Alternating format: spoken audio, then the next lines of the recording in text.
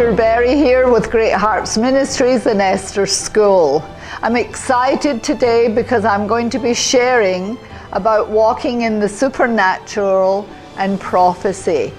And so I want to start off by talking to you about angels. You know, the Bible tells us that God has an army of angels, that He is the Lord of heaven's armies. And I think we get so busy in our Christian walk in life that we forget.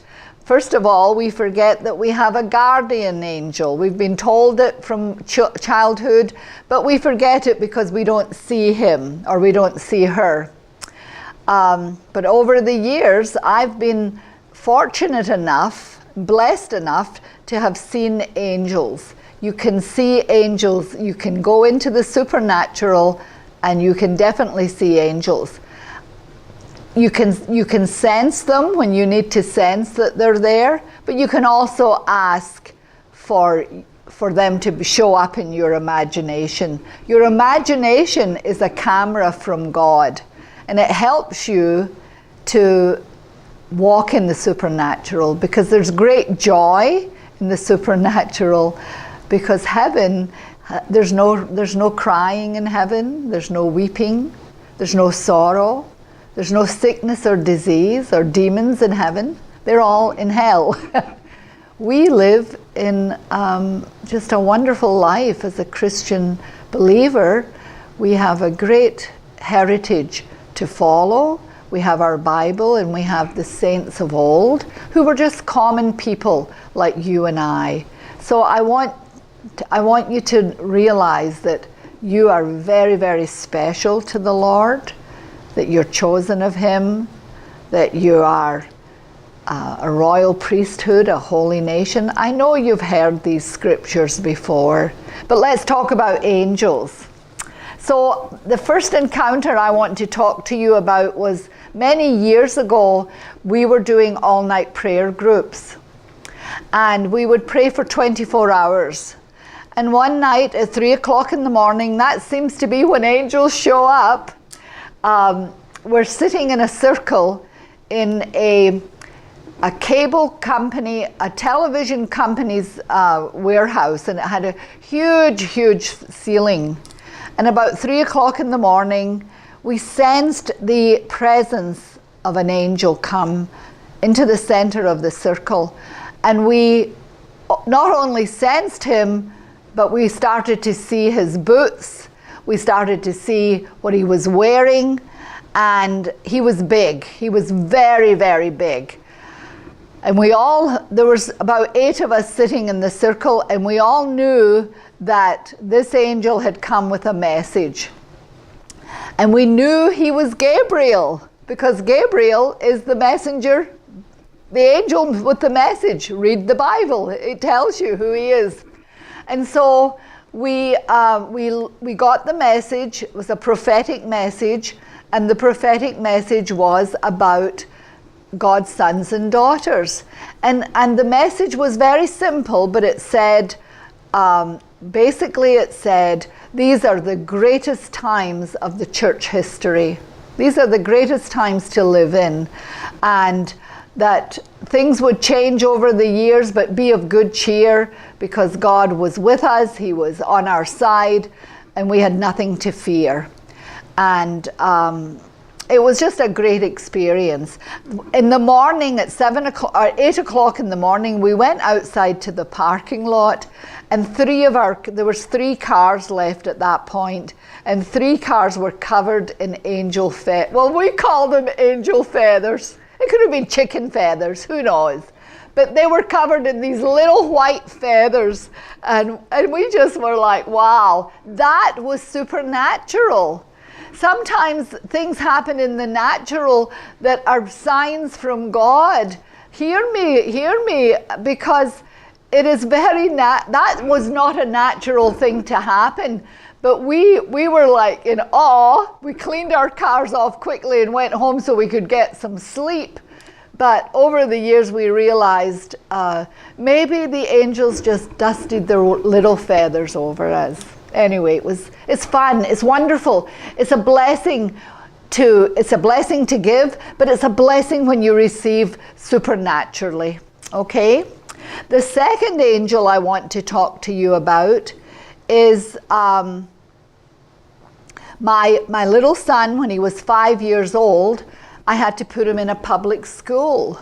And I was heartbroken because I was a mother. We were a young family that loved the Lord and wanted our children in Christian school. And I actually worked to place my other children in Christian schools. So Robert comes along, and it's devastating news enough to be told that he has Down syndrome from the doctors, and they give me all these bad reports.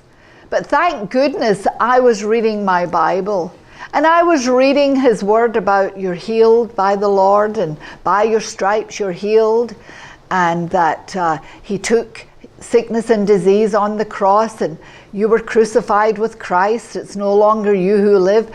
So I had been studying the word. So I knew, and plus when my Bobby was born, 4 days old, God spoke to me. I heard the audible voice of God, and he said, he is the healed of the Lord. And I received that message. I think he had to tell me 3 times because I was bathing the baby in the bathtub. It was a dark time, but I knew it was God's voice. I knew it was God's voice to bring me comfort. So anyway, I held on to that. 5 years old, I want to put Robert in a Christian school, and I'm told that they cannot accommodate him. And so my heart's broken. And I remember taking my little 5-year-old up to the bus stop because I wanted him to be educated. I wanted him to learn math and English, and wanted him to speak clearer. I wanted all those things like every mother and father want for their child. And my heart's broken. And I hear the Lord say, look behind, Robert. And I looked behind, and I saw a 12-foot angel.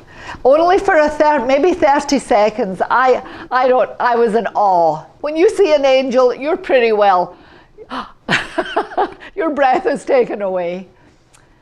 And I thought, oh my goodness. And then I heard the Lord say, I formed you out of the palm of my hand. And my Christian walk has been, God speaks, or he sends a message, angel feathers on my car, or Gabriel coming to speak to us, and then he confirms it in the word. That has been my prophetic mantle. I thought everybody had this. But I'm here to teach you that you can have this too. This is for everybody who wants it. Because in Corinthians, it talks about the gifts of the Spirit and the fruits of the Spirit. And one of the gifts are prophecy. It said you can have the gifts of faith and the gifts of healing, but do covet prophecy because it's the greatest gift. And I believe it's the greatest gift because it encourages one another. It encourages when you give it, it encourages when you receive it. So that angel came to my little boy. And I put him on that school bus, and God said, I have that. That little boy belongs to me. So that was the second encounter. The third encounter was when I was traveling over Israel. I was sitting with a young man who had a prophetic mantle, and him and I, we were going with a small team to Israel. And all of a sudden, we're going over Turkey, and I feel the presence of Michael, the archangel. I feel his presence. Michael, the angel who looks after Israel. And I saw him. He was gigantic. And I saw him, and he landed on top of the plane. And the plane kind of went like this. I say that anyway. It was fun. But no, it was very heartwarming because I had left my husband and children in America. I was going into Israel. I think it was during the 6-Day War. And this young prophet looks at me and he said, do you sense that Michael is on this plane? And that was a confirmation. And I said, yes, I just saw him. and he's here to protect us. So Michael is the Archangel of Israel, okay? So the next thing that happens is I go to Brazil. I want to tell you how wonderful and great and awesome our God is, and how much he loves you so much. We had heard about a worship leader in Israel. We went with a ministry who took about 70 or 80 of us into Israel, and we ministered at different churches, and we saw incredible signs and wonders. But my husband and I specifically wanted to meet the worship leader. The worship leader was about 42 years old, and when he worshiped the Lord, and this was about maybe 15 years ago, heaven opened. Heaven opened, and the congregation would have these incredible visions of angels coming to worship with us. You know, it talks about it in the Bible, but to actually be in that type of atmosphere, it's absolutely phenomenal. And so this young man would play the guitar, and he would go to heaven, get the sound, and bring it back to earth. I'm telling you, he was amazing. Well, I wanted to meet him because I had been told that he had been born with Down syndrome, and his grandmother prayed for him. And the miracle happened when he was 6 years old.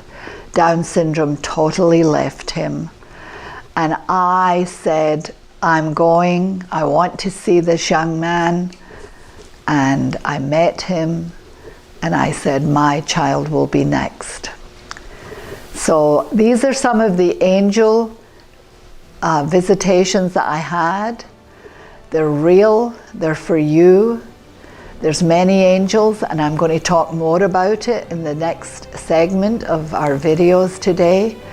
But I want you to know that the Lord looks over you. He never sleeps or slumbers, and he has angels on guard just for you. God bless you. I love you, and so does God.